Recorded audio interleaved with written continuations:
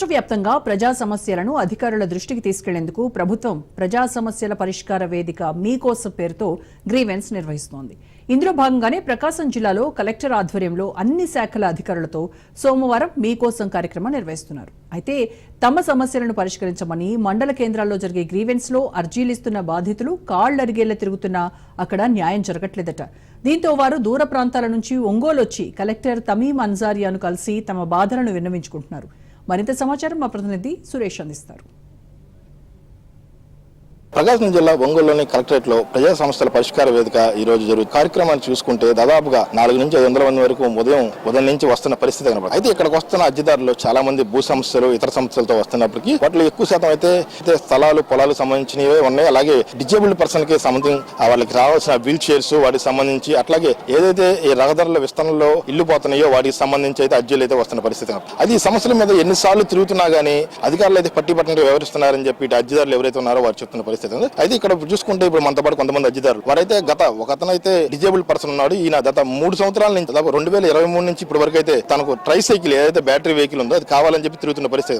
ఇప్పటికి 5-6 సార్లు కలెక్టరేట్ దగ్గరకు వచ్చినప్పటికీ ఏ అధికారి పట్టించుకున్న పరిస్థితి అయితే కనపడలేదని చెప్పి ఈయన చెప్తున్న పరిస్థితి ఉంది. ఆయన అడిగి మరిన్ని వివరాలు తెలుసుకునే ప్రయత్నం చేద్దాం. సార్ చెప్పండి, మీది ఏ ఊరు, మీరు ఎక్కడి నుంచి వచ్చారు? కృష్ణ సార్, శేషపురం మండలం దర్శకులపేట పనిచేసి సార్. మీరు ఏ పర్పస్ మీద వచ్చారండి ఇక్కడికి? Hand cab vehicle sir, battery vehicle కోసం సార్. ఎన్ని సంవత్సరాలు నుంచి తిరుగుతున్నారు? 5 సంవత్సరాలు తిరుగుతున్నాను సార్. నాకు పశ్చిమాతం వచ్చి సార్ 9 సంవత్సరాలు బాధపడుతున్నాను సార్. దయచేసి మా సమస్య పరిష్కరించుకోవచ్చు సార్. మీరు గతంలో సిఎస్ పురం అన్నారు కదా, అక్కడ ఏమన్నా మీరు ఇచ్చారు అర్జీ? లేదు సార్, నేను ఇక్కడికి వచ్చాను సార్. ఎన్నిసార్లు నుంచి వస్తున్నారు ఇక్కడికి? ఒక 10 సార్లు వచ్చాను సార్. మొత్తం అధికారులు ఏమంటున్నారు? చూద్దాం అంటున్నారు సార్. ఇంతవరకు పరిష్కారమే కాలేదు సార్. అక్కడ పెడతాం క్యాంప్, ఇక్కడ పెడతాం క్యాంప్ అంటున్నారు. వాళ్ళు ఇచ్చింది వాళ్ళు ఏమన్నా ఇండియాలో పంపిస్తారు. వాళ్ళు ఇస్తే వాళ్ళు ఏం మాట్లాడట్లేదు సార్. వచ్చి పంపిస్తున్నారు, సమస్య చెప్పి పంపిస్తున్నారు. వస్తుంది పోమని అంతే సార్. మరో ఎత్తున్నారు, వాళ్ళ ఇల్లు ఏదైతే ఉందో రహదారుల విస్తరణలో అతని ఇల్లు కోల్పోతున్నారని, తనకు నష్టపరిహారం కావాలని చెప్పి అతనైతే కలెక్టరేట్ చుట్టూ తిరుగుతున్న పరిస్థితి ఉంది. ఈ రోజు మరోసారి వచ్చారు ఇక్కడ ఈ గ్రీవెన్స్ లో కలెక్టర్ గారికి అర్జీ ఇవ్వడానికి. ఆయన అడిగి తెలుసుకుందాం ఆయన ఇబ్బంది ఏందనేది. చెప్పండి, అసలు మీకున్న ప్రాబ్లం ఏంటి? కృష్ణనాయనపల్లి సార్, ఏమన్నా ఇల్లు కూలిపోతుంది sir. Bypass road, Singarakonda bypass రోడ్లోకి నా ఇల్లు నాకు ఉండడానికి కూలీ నాలుగు చేసుకొని బతుకుతున్నాం సార్. ఏం చేయను, సెంటు పొలం లేదు సార్. ఎటు చేయను అర్థం కాలేదు సార్ మా పరిస్థితి. మేము రోడ్డు పాలు అవుతున్నాం. మేము ఇక్కడికి వచ్చి 5-6 మాటలు 4 నెలల నుంచి తిరుగుతున్నాం సార్. సంవత్సరం నుంచి సార్. ఇప్పుడు ఏం చేయను అర్థం కాక మా పరిస్థితి 5 గంటలకు వచ్చినాం సార్. ఇక్కడ ఏమీ అర్థమే కావడం లేదు సార్.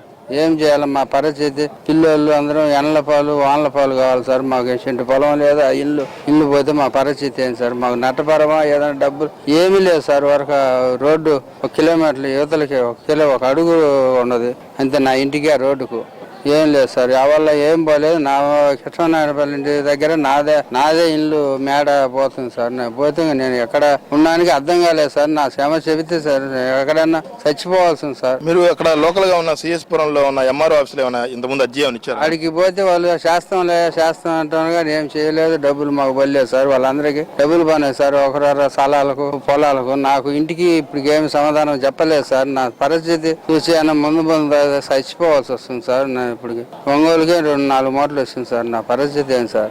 ఇక్కడ మరో మహిళ ఉన్నారు. ఆమె వితంతు పెన్షన్ కోసం ఇప్పటికే 5-6 సార్ల నుంచి జిల్లా కలెక్టరేట్ చుట్టూ తిరుగుతున్నాము, అయినా కానీ ఏ అధికారి పట్టించుకోవట్లేదని చెప్తున్నారు. ఆమెను అడుగుదాము. అమ్మా, మీరు ఎక్కడి నుంచి వచ్చారమ్మా? మార్కాపురం నుంచి వచ్చాము సార్. మేము ఒక ఇల్లు ఉంది. ఆ ఇంట్లో కొడుకులే ఉంటున్నారు. నేనేం ఉండటం లేదు. పక్కన వండుకొని తింటున్నా. వాళ్ళు పచ్చి తాడుపోతారు. ఒకవేళ వాళ్ళకు రాసిస్తే వాళ్ళు అమ్ముకొని పోతే నా పరిస్థితి ఏంది? నేను రోడ్డు వినబడితే నాకు అన్నం ఏములు పెట్టాలి? ఆ పింఛనే నాకు ఆదేరు. ఆ పింఛన్ కూడా రాకుండా చేసిండ్రు. అందరికి 2-3 ఇల్లు వాళ్ళకే వస్తున్నాయి. నాకేమి రావటం లేదు, నాకేమి ఇవ్వటం లేదు. 3 ఏళ్ళు అయింది పింఛన్ పోయి. నాకు ఆ ఒక్క పింఛన్ నాకు కలెక్టర్ అమ్మ సాయం చేసి నాకు ఇప్పిస్తే నాకు ధన్యవాదాలు చెప్పుకుంటా. నేను ఇప్పటికి ఎన్నిసార్లు మీరు కలెక్టర్ గారికి అర్జీలు ఇచ్చారు? ఇప్పటికి 2 సార్లు ఇచ్చాను. సచివాలయానికి 1 సారి ఇచ్చాను. 3 సార్లు ఇచ్చాను నేను. కానీ నాకేమి రెస్పాన్స్ రాలేదు. నన్ను ఎవరు పట్టించుకోవటం లేదు. నాకేమో నీకు ఆ ఇల్లు 5 అడుగులు చూపిస్తుంది అంటున్నారు. ఇల్లు లేని వాళ్ళు ఎవరు ఉన్నారు? ప్రతి ఒక్కరికి 2 ఇల్లు 3 అన్ని రికమెండేషన్ ఉన్న వాళ్ళకి పోతున్నాయి కానీ లేని వాళ్ళకైతే ఏమి రావటం లేదు. లేని వాళ్ళకి ఏమి రావట్లేదు. కొడుకులో అన్నం పెట్టే రోజులు అవి. ఇల్లు ఉంటే ఇల్లు పెడతాది. ఇల్లు కొడుకులు వేస్తే వాళ్ళు అమ్ముకొని వెళ్ళిపోతాను. అప్పుడు నేను ఏడుండాలా? రోడ్డు మీద పడాలా?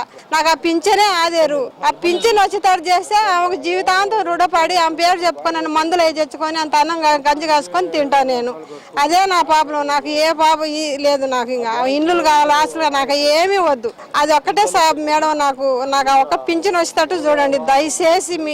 మేడం నేను ఇక్కడ ప్రజలు ఎవరైతే అర్జీదారులు ఉన్నారో వీళ్ళు సమస్యల గురించి ఇట్లా వాళ్ళ కలెక్టర్ గారికి అర్జీలు ఇవ్వడానికి వచ్చిన వాళ్ళు తమ సమస్యలు అయితే ఈ విధంగా చెప్తున్న పరిస్థితి కనపడుతుంది. ప్రధానంగా అయితే ఈ వస్తున్న సమస్యలు ఏదో కొన్ని పెన్షన్ వితంత పెన్షన్ కానీ ఇట్లా భూ సమస్యల్లో కానీ లేకపోతే రహదారి విస్తరణలో ఇల్లు కోల్పోయిన నష్టపరిహారం కానీ ఇలా వస్తున్న వారైతే తమకు ఎన్నిసార్లు తిరుగుతున్నా కానీ న్యాయం జరగట్లేదు, మేము ఎన్నిసార్లు కలెక్టర్ గారిని కలిసినా కానీ అర్జీలు ఇచ్చినా అధికారులు వస్తుంది చేస్తుంది అని చెప్తున్నాం తప్ప అక్కడి నుంచి అయితే మాకు ఎటువంటి రెస్పాన్స్ లేదు.